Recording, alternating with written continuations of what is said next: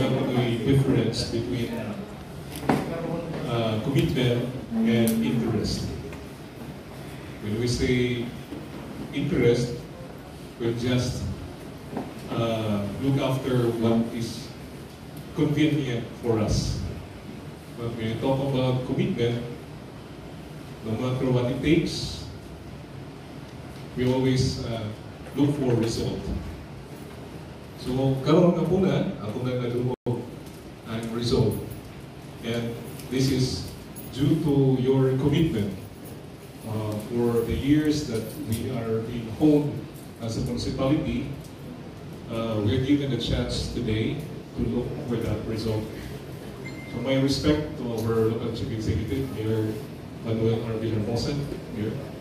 Of course, I equally respected our Vice Mayor, Manuel Albert R. Villahermosa, to the department heads, to our proficient and experienced national validators, Provincial Director Farah Dipa Nintoya, no?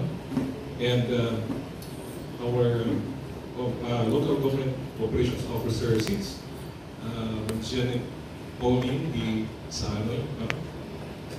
To the SGLG Technical Working Group, to the LG employees here present, once again, good afternoon. Good afternoon.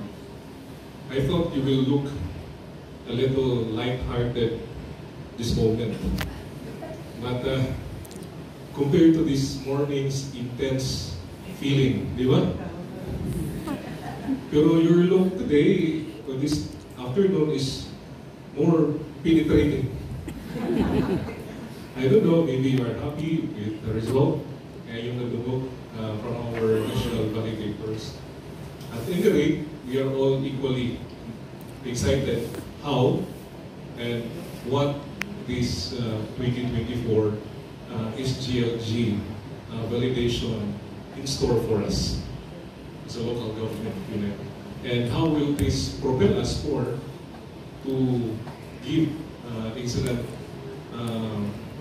public service to our constituents. Other than that acceleration and excitement, we must also take to heart our what our validators have just mentioned. No?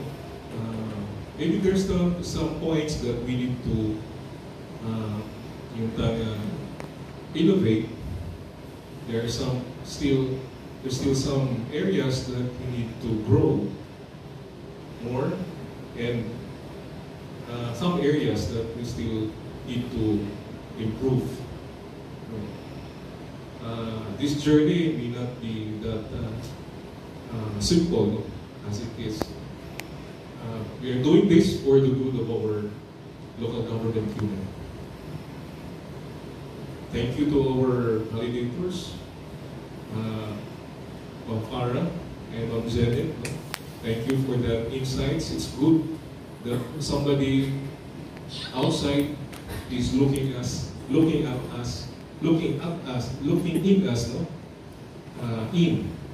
Looking in. Kaya kung kita na po, di ba kayo na ito makita, ma-appreciate how we're doing. So somebody has to look outside.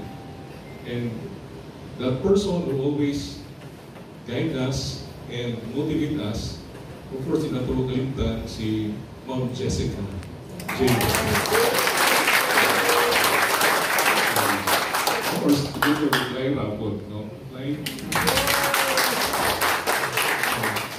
So today, we see how we are raising higher the bar of local governance in our local government.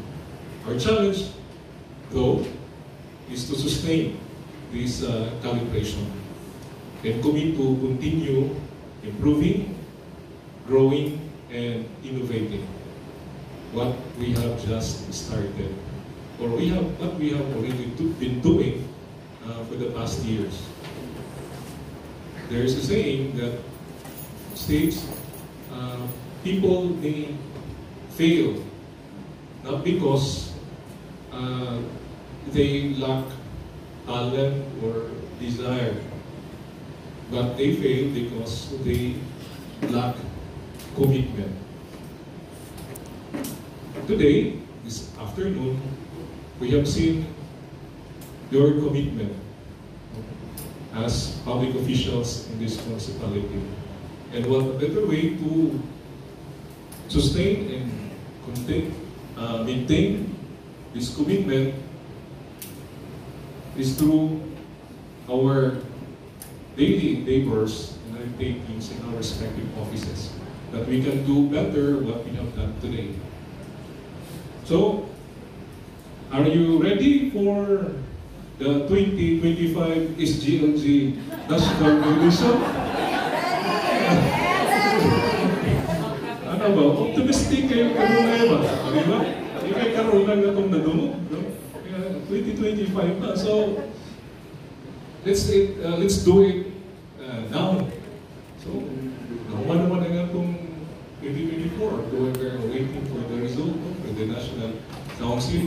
But today, as we look forward for 2025, kaya na po, naganda na sa ta. Kaya di alay, kaya itong imo muday down mo sa siya. So it takes commitment. Yun na po, ang ikinahanglan. Thus, to show our commitment, I would like to request everyone to please rise. So, to please rise. And let's do our angat ka applause as our manifestation of commitment of continuing excellent public service to our constituents. So, sa ako man nila ito,